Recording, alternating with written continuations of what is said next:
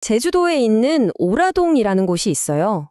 겉으로만 보면 와, 정말 성공적인 신도시구나 싶죠. 근데 막상 그 안을 자세히 들여다보면 뭐랄까 심장이 쏙 빠진 것처럼 텅 빈 느낌이 든다는 거예요. 이게 바로 오늘 우리가 파헤쳐볼 성장했지만 공허한 마을의 역설, 바로 그 이야기입니다.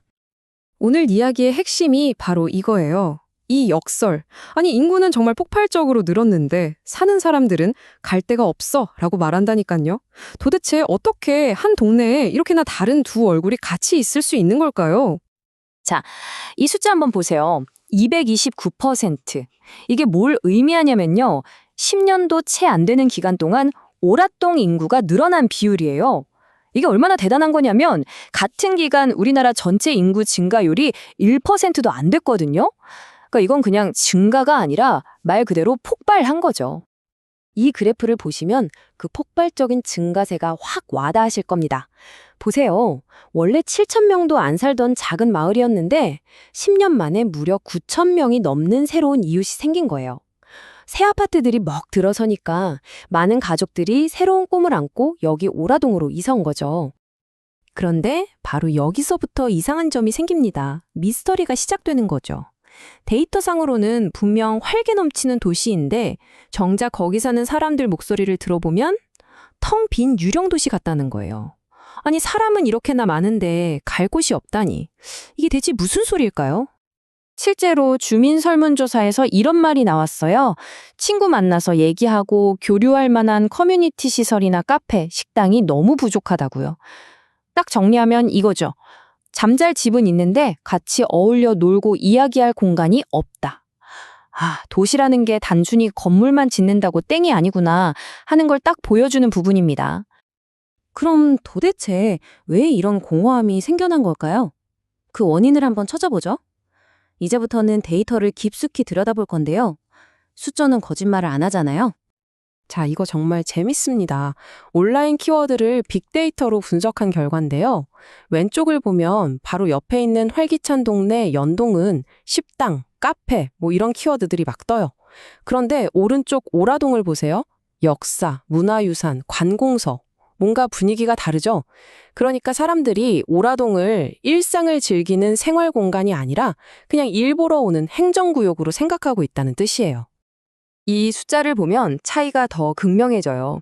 1년 동안 온라인에서 오라동에 대해 이야기한 게시물이 딱 430건. 근데 바로 옆 동네인 노영동은 몇 건인지 아세요?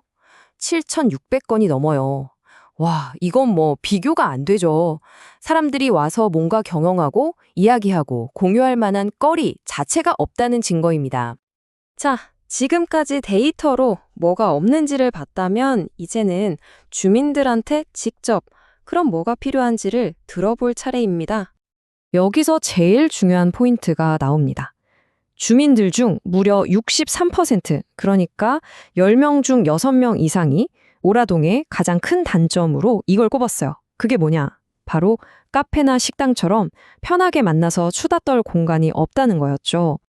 가장 불편한 점 3가지를 꼽아보면 결국 다 같은 말을 하고 있어요. 첫째, 사람들 만날 곳 카페에 없고. 둘째, 애들 놀 곳 키즈카페 없고.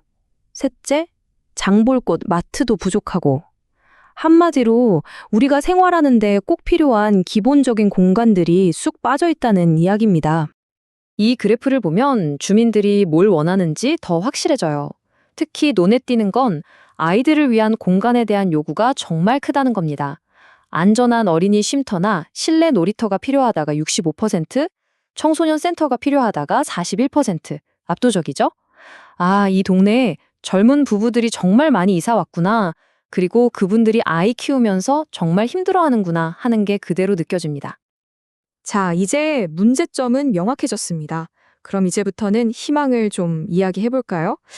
과연 이 마을을 되살리기 위해서 어떤 계획, 어떤 청사진이 나왔을까요? 그 해답으로 나온 게 바로 이 오라동 종합발전 계획입니다. 이게 뭐냐면요.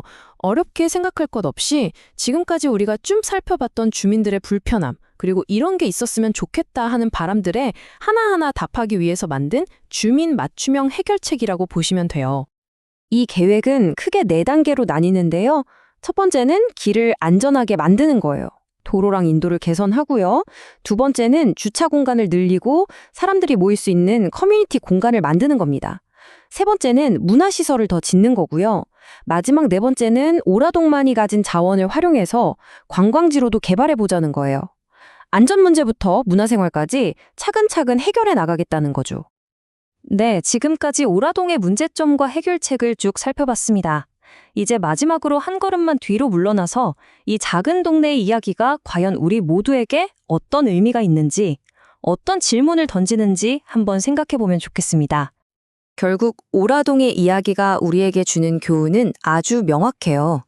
진짜 좋은 동네를 만드는 건 그냥 아파트 건물 짓는다고 끝나는 게 아니라는 거죠.